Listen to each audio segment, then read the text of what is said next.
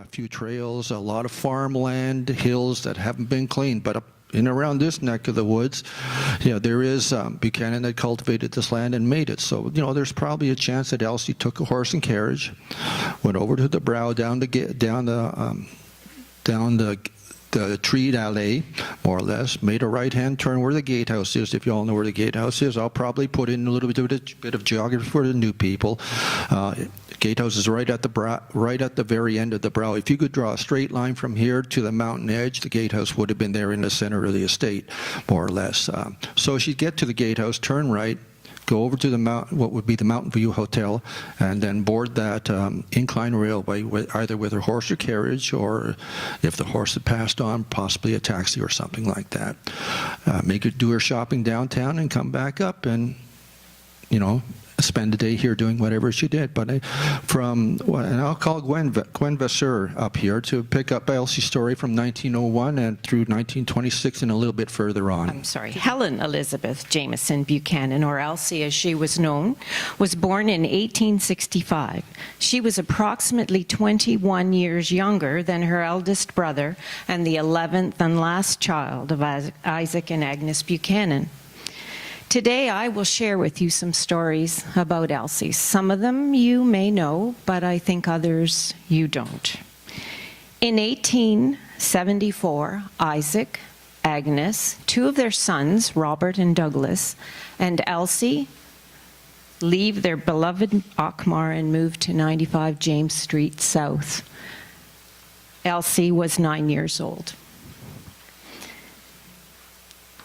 As we know, in 1901, Elsie's brother James, and perhaps with some help from the other siblings, purchases Auchmar, and Elsie establishes a home for her globe-trotting brothers and sisters, and they would return as they wished. They sent home trunks full of things that they no longer needed or had room for, but couldn't bear to part with. At one point, she was storing 42 of these trunks. What were in the trunks? Gwen? As far as I know, just treasures that they couldn't bear to give up. So I don't know exactly what was in them. Elsie is working with a woman by the name of Marie Rattay. She's the head of the Home for Girls in Toronto. Marie has graduated from the Methodist National Training School and is now a Presbyterian deaconess. Elsie took care of the secretarial duties, and Marie ran the home. If you would to the next one.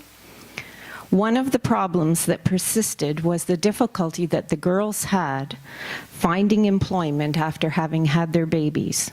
Some of these girls would return home, but the majority of them needed a position either to train as a nurse or to go into domestic service. And most importantly, they needed a letter of reference, something to get them started. And I think it's a typical, the old catch-22. Elsie needs help at this point running Auchmar, and Marie needs help training her girls. And so it is. In approximately 1916, Marie Rattay arrives with her adopted daughter at Auchmar. She brings 10 girls, one of them who's chosen to keep her baby. And you can imagine the gossip that began. The girls worked in the vegetable garden. They worked on the grounds. They tended the animals. They did all the chores inside the house here. They had a very extensive training period. Now, you may be wondering what my connection is to Auchmar and Elsie Buchanan. My mother was the baby daughter, or the adopted daughter of Marie Rattay. And she remains part of Elsie's life until Elsie passes. In the year 2000, my mother decides it's time to write her memories of life at Auchmar. She's 85 years old, but the details that she is able to recall are unbelievable. And from these writings, I would like to share a few of her stories. I think you know who this is. This is Elsie. The first story I'm going to share with you is, and I'm going to read them as my mother wrote them. I was about 5 and playing in the area just outside the west door. There was a wooden walk from that door to the West 5th Street, and some wooden steps down to a doorway in the wooden fence. Some boards were loose on the steps, and Aunt Elsie had taken a hammer and some nails to fix them. Now, Aunt Elsie was rightly called the lady. She was always calm, rarely showed emotion, when suddenly she started yelling at me to get in the house. Never before or since had she yelled at me like that. I got in pronto, and when safely inside, looked to see what the commotion was all about.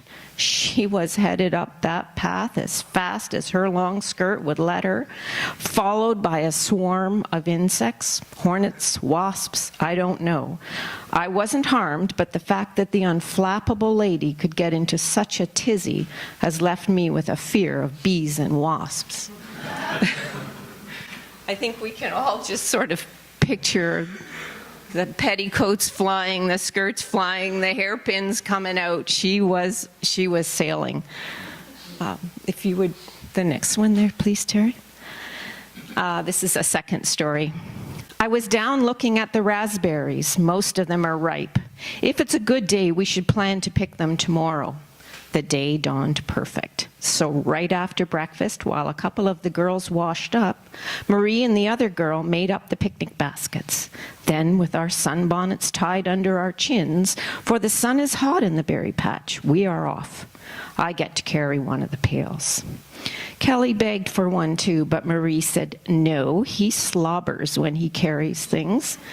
I was going to say he wouldn't do that, but then I remembered he did slobber when he carried things.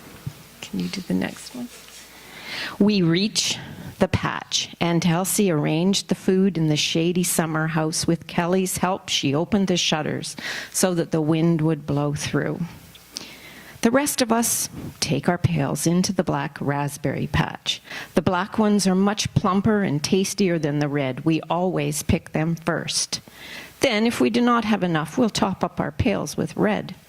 Long ago, when the berries were planted, they were probably in neat rows, but now they are in a wild tangle. One of the girls is thirsty, so she grabs the water pail, heads for the pump. The first couple of pails are very rusty, but after that, they're not too bad. Maybe there was loose rust in the pipe. When all our pails are full, we went into the summer house for our picnic. It's been hot in the sun while we're picking, so the breeze through the shutters is so pleasant. After having a rest, Aunt Elsie and Kelly close the shutters, fasten the bars, while we start back to the house with our full pails.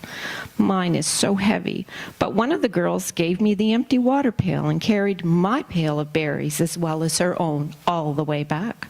She must have been strong, because when I asked her if they were too heavy, she just laughed. When we got to the house, the berries were put into the cool cellar. Tomorrow they'll be made into jam and preserves, except for the ones we're going to have tonight with our cottage cheese and bread and butter. Very interesting. The ladies in the back, you've probably all seen the picture circulating on the net or a few websites of the summer house. There's a couple of other ones, and this is an unusual one where there are two ladies there. I've seen a picture with one lady on it. Perhaps you can identify the ladies for us at some time. Yes, of course, so happily. On the left-hand side, you will see Marie Rattay. On the other side is Miss Wiggins. And I think you know about Miss Wiggins. I do indeed. And that's a backstory for after later on. Oh, okay. Yes. I've another story here I've chosen. The big northeast room is Jane's room, and today there is a flurry of activity, for we're expecting her to visit. The rugs have been carried out to the laundry green and hung over the line. Two of the girls, with their hair well covered to protect it from the dust, are whacking the dirt out with the carpet beaters. Another of the girls has been scrubbing the floor. The bed has been freshly made up with an eiderdown folded at the bottom. Of course, the brass bed is gleaming, not a fingerprint to be seen nor a speck of dust to be found. And if, when Marie inspects, anything is out of place or not spotless, the girl responsible will hear about it. The room has been aired, the carpet put back in place. All is in readiness for Jane's arrival.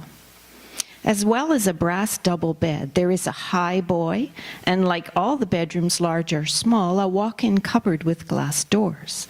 There is an area above these cupboards, not inside, where boxes or cases may be stashed, and as in all the corner rooms, there is a fireplace.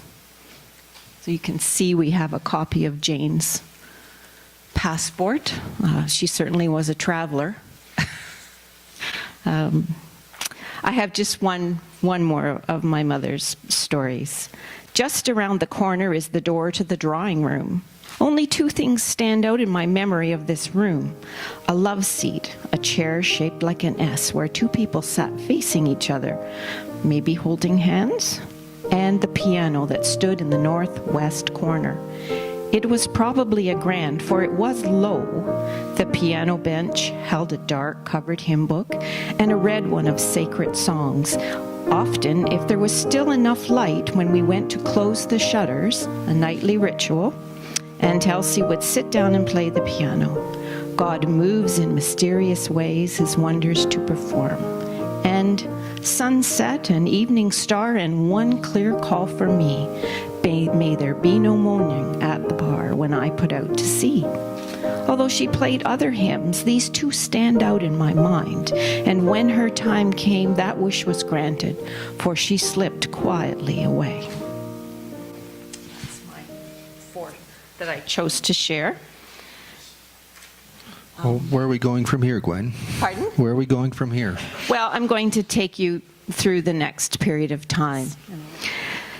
By 1926, Elsie is living off principle, not just interest. When did that start? James had a dream. Elsie shared the dream. But did he ever think about the cost of the upkeep of the dream? Elsie was very proud, and never by word or deed would she have let him know that Auchmar had become such a financial burden.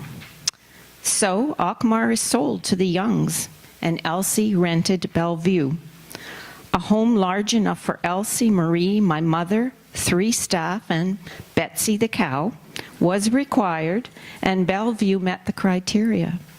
There was a library, a parlor, a dining room, a kitchen, and 2 sunrooms on the main floor. One of the sunrooms was partitioned off into a bath and separate toilet. There were 4 bedrooms on the 2nd floor, and there was access to the Belvedere. The view from up there was spectacular. Marie dies on September the 19th, 1930. Elsie took her place at the home in Toronto.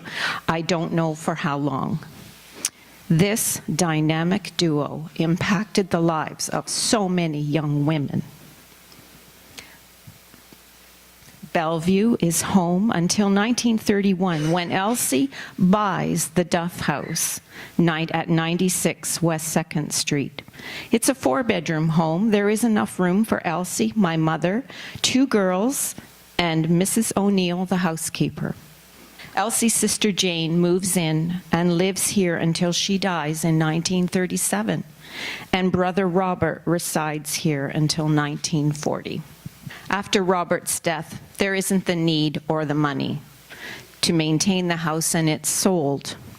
Following a brief stay in Toronto, Elsie moves to Penmarvian Place in Paris, Ontario.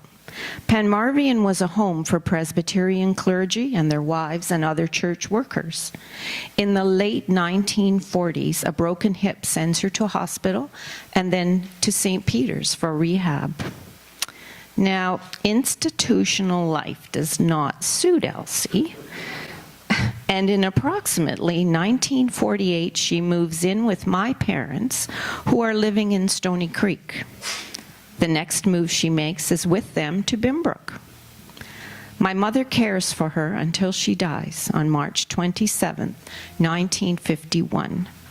I was told that I kept her amused with my chatter and antics, for in her last days she was completely bedridden. Our mother died in 2002.